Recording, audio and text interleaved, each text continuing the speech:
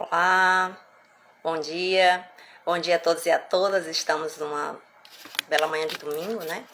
Aqui em Teresina, tempo super tranquilo, é um bom clima e nós vamos nos preparar para o nosso leitura de hoje, a nossa conversa, o nosso bate-papo aqui com relação a algumas coisas, tá? Então sejam todos muito bem-vindos. Meu nome é Cristiane Matos, sou do Centro Espírita Nosso Lar, tá? E nós vamos conversar um pouco, tá? Sobre algumas coisas relativas ao Evangelho, tá? Então, todos muito bem-vindos, tá? E vamos, antes de qualquer coisa, todas as atividades dos centros espíritas ou qualquer atividade que se inicia, seja virtual, seja presencial, a gente tem que fazer fazemos uma prece, tá? Por que uma prece? Porque todos os nossos atos devem ser atos que envolvam preces, orações, tá? Só nos fazem bem, não nos fazem mal de forma alguma, tá? Vale para qualquer situação, certo? Então, reitero meu bom dia a todos. Vamos primeiro fazer a nossa prece e depois a gente dá continuidade nesse nosso bate-papo. Quem quiser ficar com os olhos abertos, fica. Quem quiser ficar com os olhos fechados, fica. No Espiritismo você não tem ritualística. Então, não existe isso no Espiritismo de você ter que fazer... como é que eu vou dizer, mãos assim, mãos assadas, mãos não sei de que jeito, olhos fechados, cores brancas, cores vermelhas, cores amarelas, tá? Não se preocupa com isso, né? Porque isso aí não é necessário. Então, pra gente fazer a nossa prece, né, vamos, quem quiser, como eu disse, fechar os olhos, se não, pode ficar com os olhos abertos, tá? Deus de infinita misericórdia, abençoa todos que nesse momento estão conectados conosco, encarnados e desencarnados. Abençoa, Senhor, os mais necessitados. Envolve na Tua misericórdia os nossos lares, os locais onde nos encontramos. Mestre Jesus, nós te agradecemos a oportunidade de hoje. Nós agradecemos a oportunidade da nossa conversa, do nosso diálogo. E pedimos a Ti a Tua proteção, a Tua iluminação para a semana que vai se iniciar. Que assim seja. Bem, então nós vamos conversar hoje, meu nome é Cristiane, e nós vamos conversar hoje sobre a questão do Evangelho no Lar, tá? Mas antes de falar do Evangelho no Lar, a gente vai ler um trechinho desse livro aqui.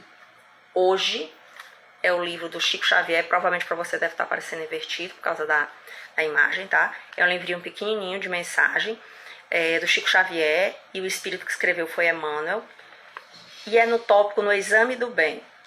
Mal e bem. Vejamos alguns daqueles que são responsáveis pelo mal, ou quanto, de algum modo, se relacionem com o bem.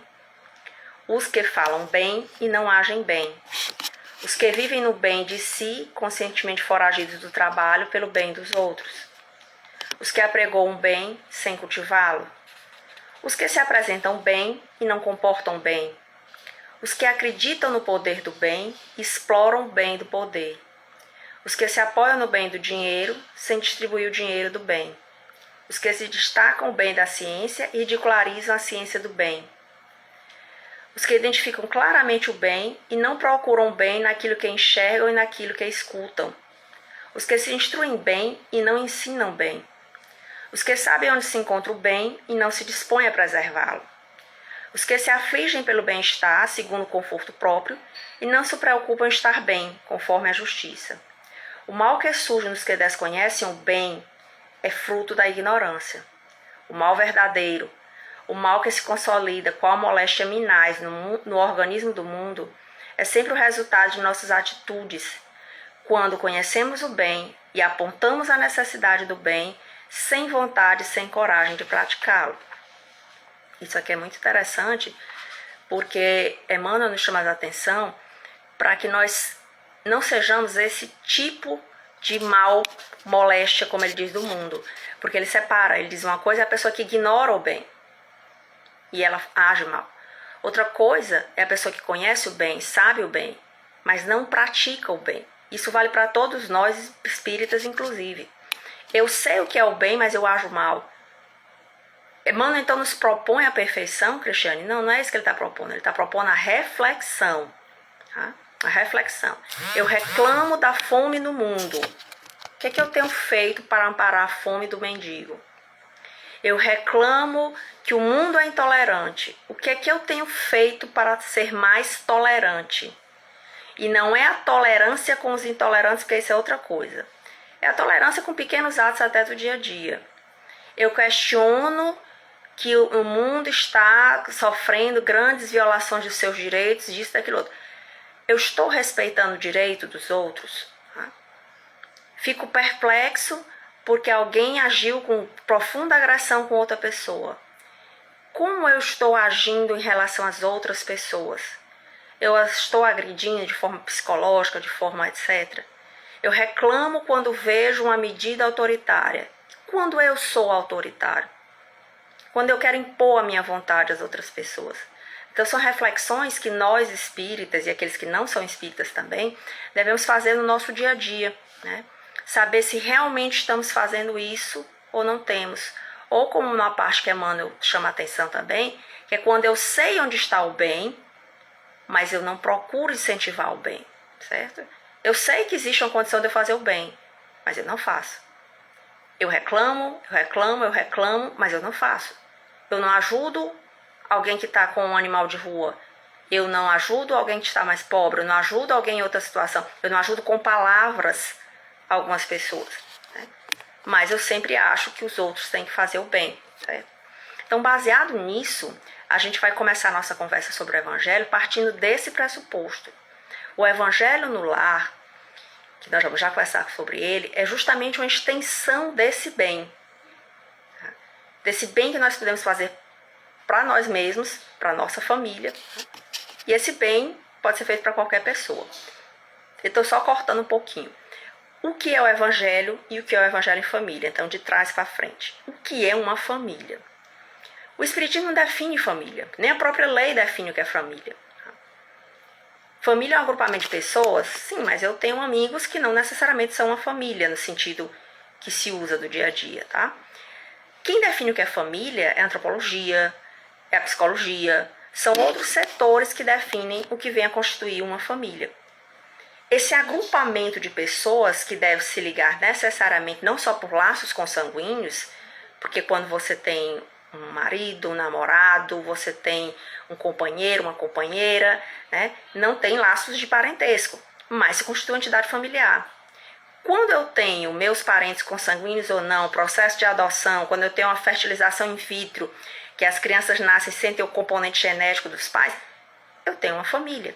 E o que estrutura essas pessoas em família? O amor. A família moderna, ela deve ser constituída de laços afetivos, de responsabilidades afetivas. Cristiane, mas nem sempre isso é possível. Não, nem sempre isso é possível. Algumas famílias são estruturadas em relações diferentes, financeiras, dependências, né? Às vezes ódio mútuo. Infelizmente, algumas famílias têm essa situação. Mas a família moderna deve se manter pelos laços de afeto. Porque apesar de nós sermos, né, parentes, e aí eu vou me restringir mais à questão do parentesco, apesar de nós sermos parentes, nós temos opções. Tá? Nós temos opções. Eu posso conviver com um tio? Posso. Esse tio é abusador? Não, não posso. Eu posso conviver com o pai e a mãe e respeitá-los? Posso. O pai é pedófilo? A mãe é pedófila? Não, não posso. Então, não necessariamente o fato de estar numa família nos obriga a permanecer com essa família. Mas as famílias devem ser, pelo menos teoricamente, estruturadas em laços afetivos, em laços amorosos. Estamos porque gostamos daquela situação. Estamos com nossos pais, com nossos primos, com nossos sobrinhos. Mas, ao mesmo tempo, nessas famílias, segundo a doutrina espírita, reencarnam, renascem juntos, às vezes velhos e poderosos inimigos. Nem sempre nós temos nas famílias as pessoas amadas, as pessoas queridas. E isso a gente vê com a razoável frequência. Tá? Qual seria a razoável frequência? De repente você abre um jornal e toma um susto. Meu Deus, o pai matou o filho matou o pai. Às vezes você abre e você percebe em alguma situação o ódio de um irmão em relação ao outro. Meu Deus, parecem dois cães e gatos. Eu não me refiro às discussões de criança, que às vezes o tempo vai apagando. Tá? Me refiro aos ódios presos profundos. Outras vezes tem famílias extremamente amorosas. Tá? Os pais não vão dizer, mas geralmente se tem um filho preferido. Não é porque você não ame os outros, mas tem aquele e aquela que a afinidade é maior. Existem parentes nas nossas famílias que às vezes são mais próximos do que outros.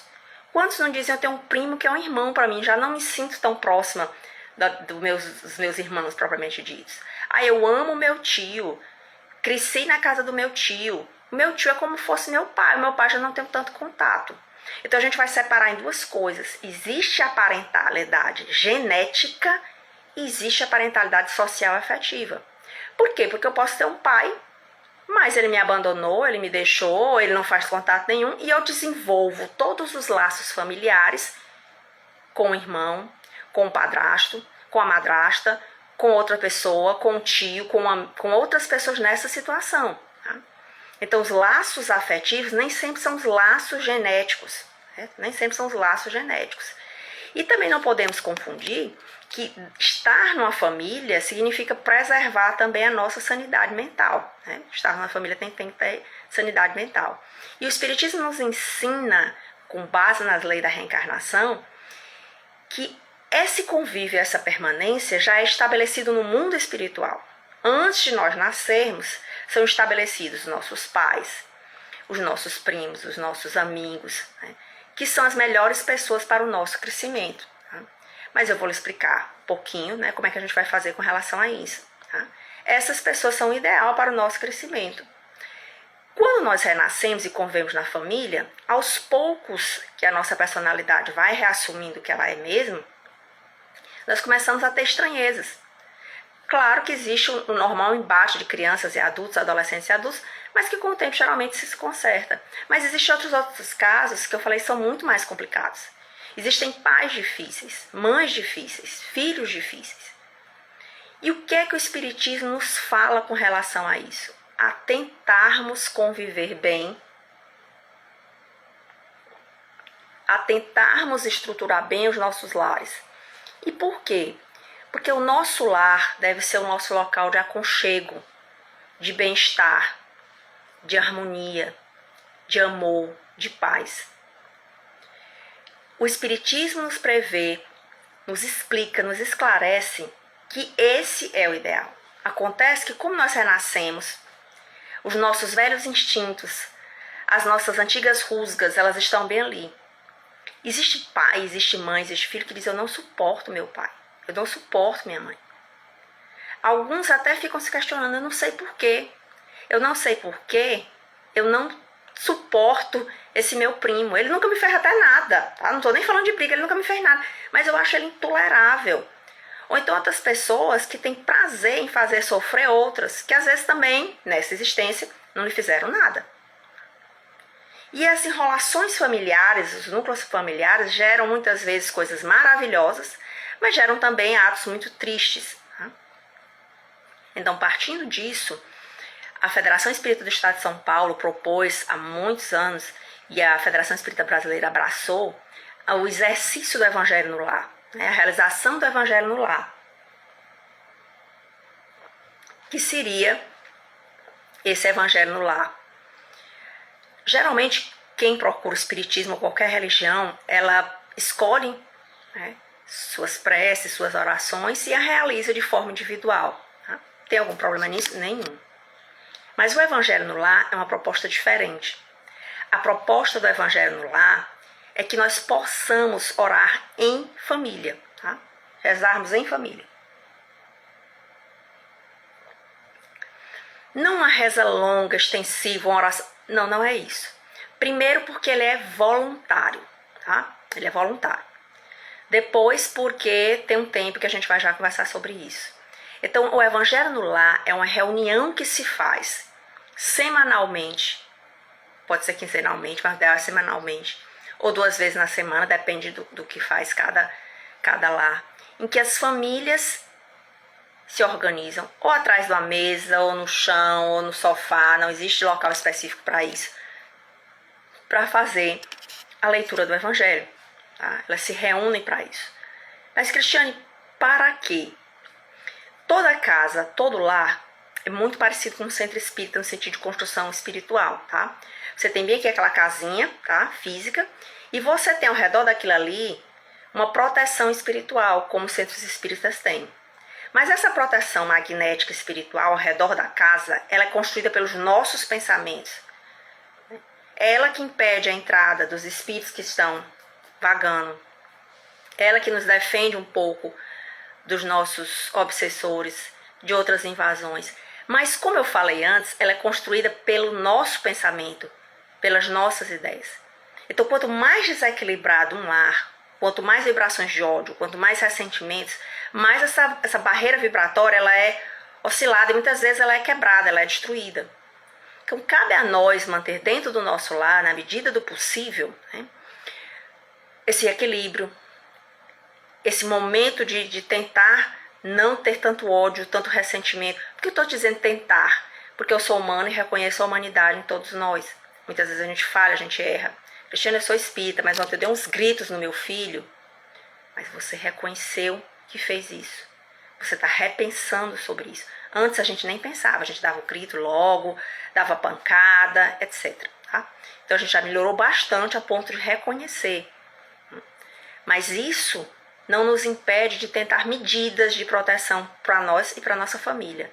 Essa é uma delas, o Evangelho.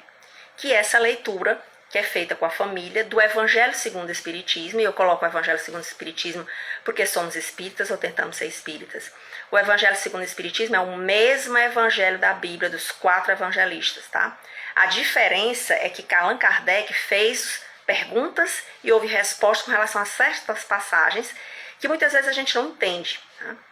Ou então ficam obscuras, ou ficam sem sentido.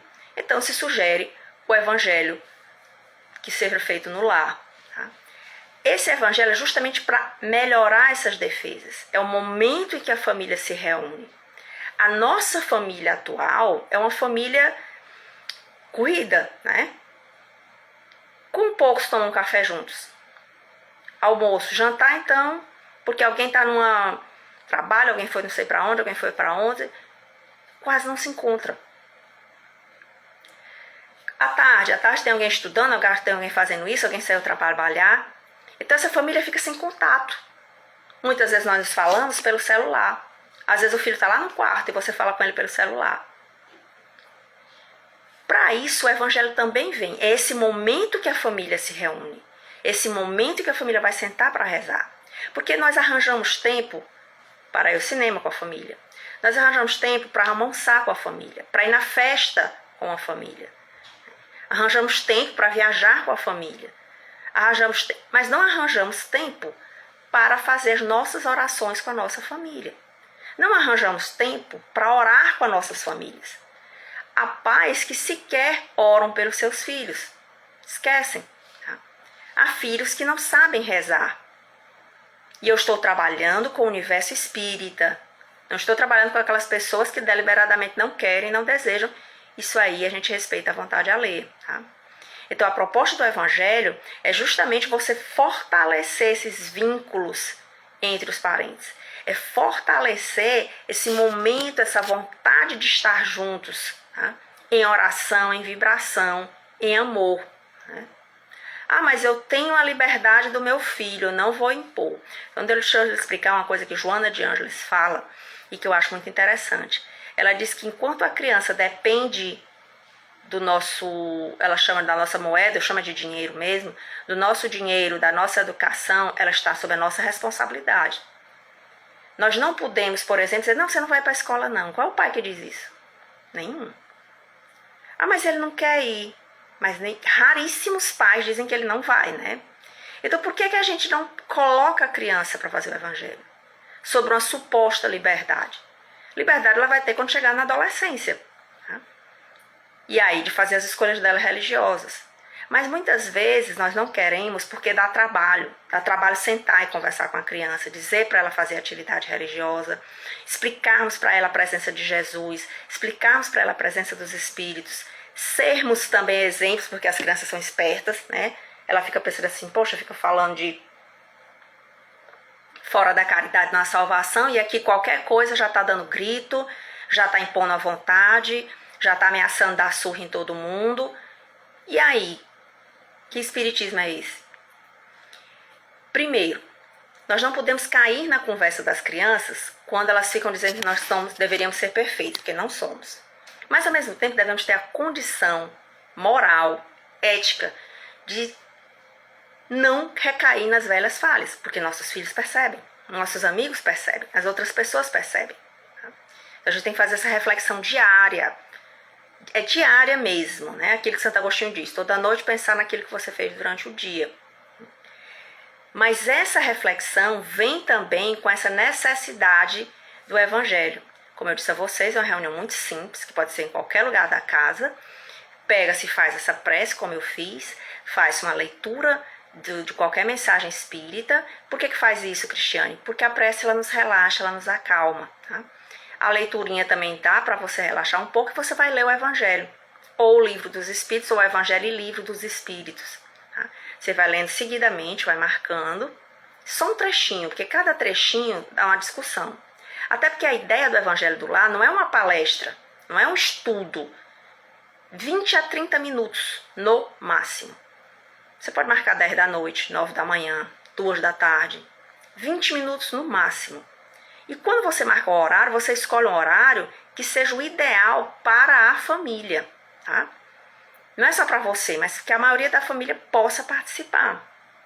Cristiane, mas tem gente que chega em casa meia-noite, tá? Eu sei que tem as exceções, tá? Sei que tem as exceções, que tem momentos que nem todos conseguem estar presentes, né? Mas existe isso aqui que eu tô falando bem aqui, né? Ou o fulano viajou, não vai poder fazer o Evangelho no lar? Vai sim, porque dá para usar o WhatsApp. Tá? Dá pra, a não ser que ele tenha pro meio do mato e não possa mais usar, mas dá para fazer.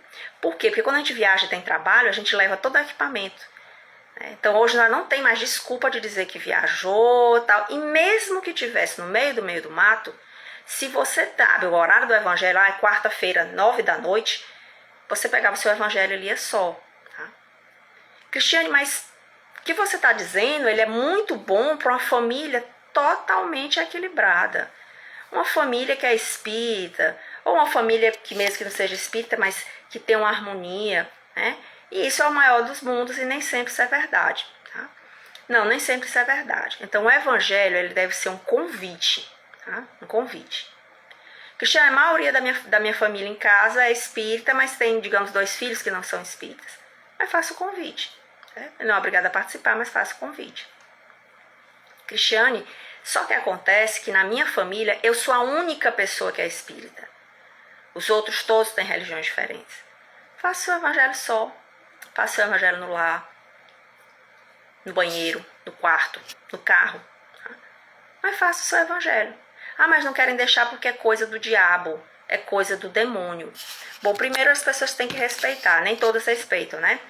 Mas você está em boa companhia com outras pessoas em relação ao diabo e ao demônio, tá? Então você senta lá e dá uma lidinha, faz isso sozinho, porque não é obrigado, nem podemos forçar as outras pessoas. Agora, nós podemos pedir que elas nos respeitem, que elas aceitem as nossas escolhas religiosas como nós aceitamos as escolhas delas, tá? Principalmente no mundo que está ficando tão fundamentalista. Então, a minha verdade é a minha verdade, a sua é a sua, e não há conversa, não há diálogo, não há nada, tá?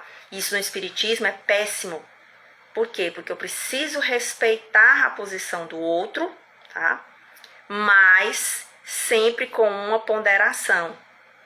Sempre com uma ponderação. Eu respeito a sua opinião, mas não necessariamente, principalmente nos meios familiares, eu posso concordar com ela. Por quê? Imagina um pai, uma mãe, que chega e diga assim, tem que matar mesmo todos os meninos de rua. Ah, eu vou ser tolerante. Eu vou ser bem tolerante com isso. Eu vou ser tolerante com a pessoa, mas eu não vou concordar com isso. A não ser que eu tenha deixado de ser espírita, tá? Tá certo mesmo. A gente tem que fazer, isso mesmo. Temos que cuidado com as tolerâncias com os intolerantes.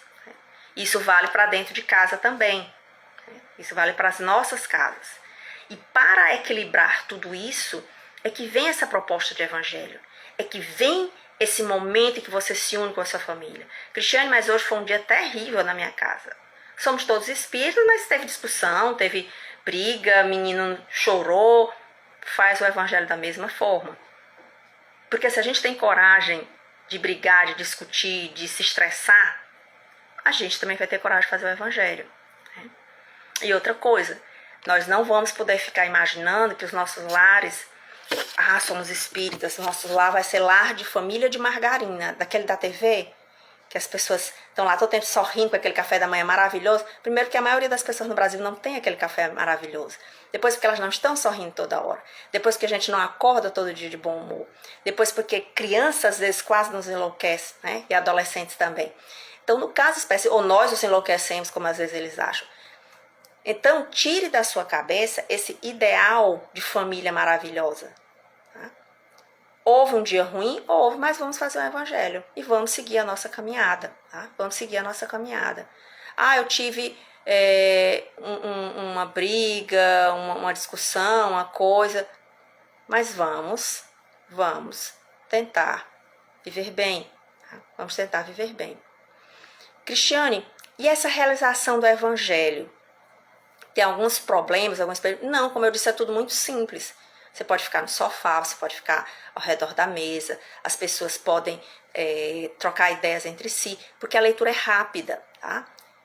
Mas aí tem aquele bate-papo depois, sem ofensas mútuas, sem questionamentos mútuos, onde se discute aquele trechinho.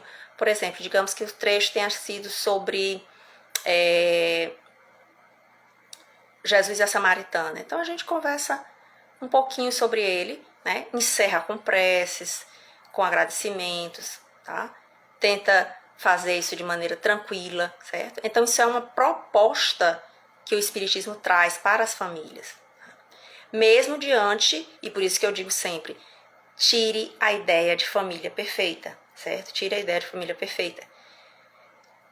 É dentro da sua família, com as imperfeições, que a gente vai tentando fazer o evangelho.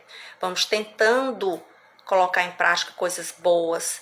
Vamos tentando conviver bem com os outros. Desde que isso não acabe com a sua saúde mental, certo? Mas você vai tentar equilibrar isso aí com outras pessoas. Famílias que já são espíritas ou são religiosas é mais fácil. Mas as famílias que não são é um pouco mais difícil. Eu digo mais difícil o momento, certo? O momento de ficar ali. Cristiane, mas e se por acaso, digamos, sou eu e meu filho e o pai não é da mesma religião? Você faz evangelho com a criança. Mas ele não quer que eu faça o evangelho com a criança. Mas você tem direito a fazer o evangelho com a criança. A apresentar a sua religião para o seu filho. Mas o outro não quer. Mas às vezes a gente tem que conversar e chegar a um ponto, certo? Porque são pais, né? Não é um pai, são pais, tá? São mães, são pai e mãe. Então, você tem que trabalhar em conjunto com a pessoa por conta da educação da criança. Cristiane, mas meu filho já tem 20 anos, não quer nem ouvir falar no evangelho. Converse, escute e respeite. Por quê? Porque ele é um adulto. Uma coisa, se ele disser assim, não, porque eu tenho outra religião, tudo bem. Não é porque eu não acredito em nada disso. Tente conversar, sugira livros. Olha, tem alguma coisa que você quer saber mais. Se eu não puder lhe ajudar, eu peço para alguém lhe explicar. E outras vezes porque a pessoa vai botar o dedo assim e dizer assim, porque você não é nada disso. Porque você é um mentiroso. Porque você diz que é para fazer isso e você não faz. Porque você afirma que espiritismo é isso e eu te vejo lá no telefone fofocando. Porque você diz que é aquilo e eu vejo você só fazendo isso no centro espírita e quando chega em casa você faz completamente diferente. E aí cabe a sua reflexão como parente. Eu realmente faço isso? Vou refletir. Não, eu não faço, é só jogada, porque às vezes eu falho como humano e a pessoa quer uma desculpa para não fazer parte do evangelho, né? Porque uma das grandes desculpas de não fazermos nada é que a gente culpa os outros, certo? Então o evangelho no lar, ele vem para reforçar esses laços, para que a gente retempere as nossas energias nas orações, nas reflexões, no modo de pensar, na tolerância maior com algumas coisas dentro de casa, tá? Nas medidas de amor, de paz que a gente pode fazer. Eu gostaria de deixar claro, em um momento, que essa reflexão, que esse amor que é feito, que isso que acontece dentro da entidade familiar, certo? É um momento de lazer também. Né? Ah, eu vou sair com a minha família para o parque, que maravilha! Ah, eu vou rezar com a minha família. Parece assim que está carregando um grande depósito na sua cabeça. Então não pense nisso, é um momento de alegria também. Porque se temos crianças, elas percebem. Ixi, quando a mamãe já chama para rezar, é com aquela cara de tristeza. Ou então, eu queria era sair, eu tinha uma festa para ir, mas não vai dar. As pessoas que estão ao nosso redor percebem isso. Né? Ah, tá na hora do evangelho, com aborrecimento. Como é que a criança não vai perceber? Como é que o adulto não vai perceber? As pessoas percebem. Então, esse momento do evangelho lá, esse momento que a gente senta com as pessoas que não são amadas e queridas ali, ou nem tão amadas e não tão queridas, mas que a gente senta para fazer isso. Com as ponderações que eu fiz, tá? De respeito à escolha religiosa do outro, de ponderação com relação às outras pessoas, tá? De às vezes você ter que fazer seu evangelho só, porque o que você é só você que acredita, tá? De respeitar as outras escolhas. Cristiane, na minha casa tem pessoas com deficiência intelectual, tem bebês, todo mundo faz o evangelho.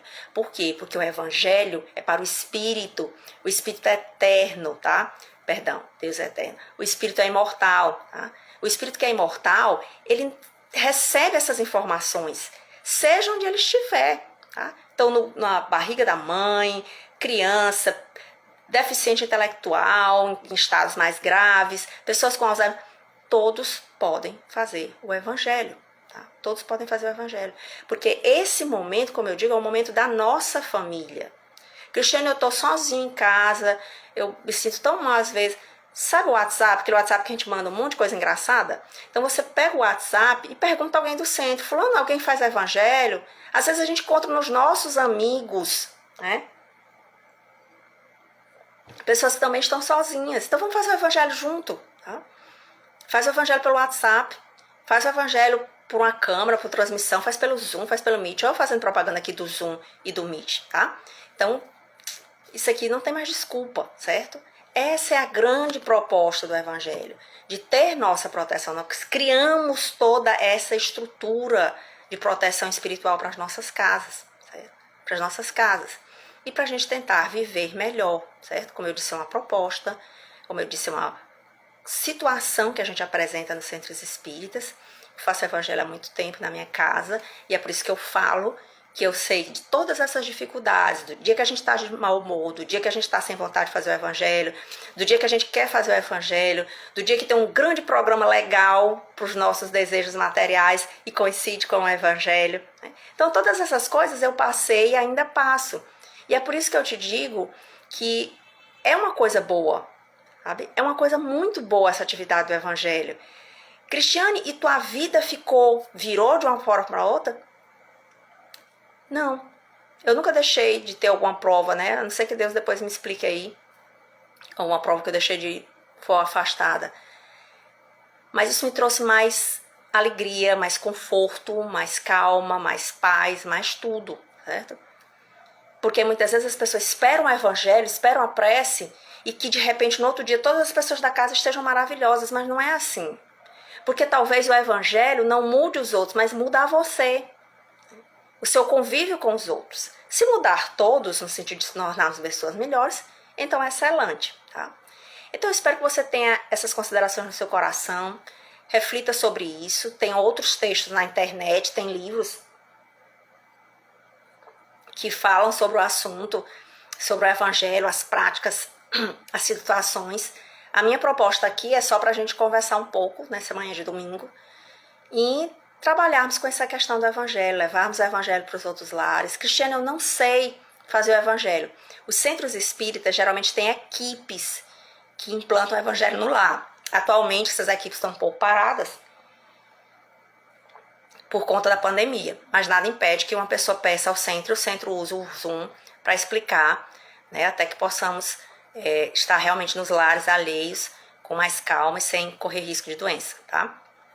Então vamos refletir sobre isso. Vamos preparar para a nossa prece, né? Hoje é domingo. Se preparar para a semana que inicia, desculpa, para a semana que inicia, né? Quem quiser fechar os olhos, fecha. Quem não quiser, não fecha, como a gente já conversou, certo? Deus de infinita misericórdia, abençoa os lares. Abençoa as famílias mais pobres, as famílias ricas, todas as famílias.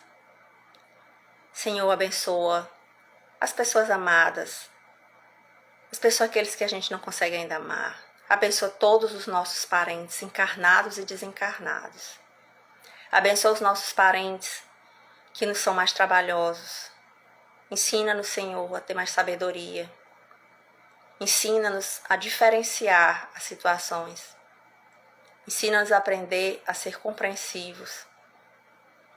Ensina-nos também, Senhor, a nos fortalecer na nossa fé. Que Jesus abençoe todos os lares, todas as crianças, as pessoas idosas. Abençoe aqueles que estão sozinhos nesse momento, porque não estão sozinhos. Abençoe aqueles que estão nos asilos, nos abrigos. Abençoe aqueles que perderam seus bens nas enchentes. Que Deus nos envolva, que Deus nos ampare e que tenhamos uma excelente semana. Que assim seja.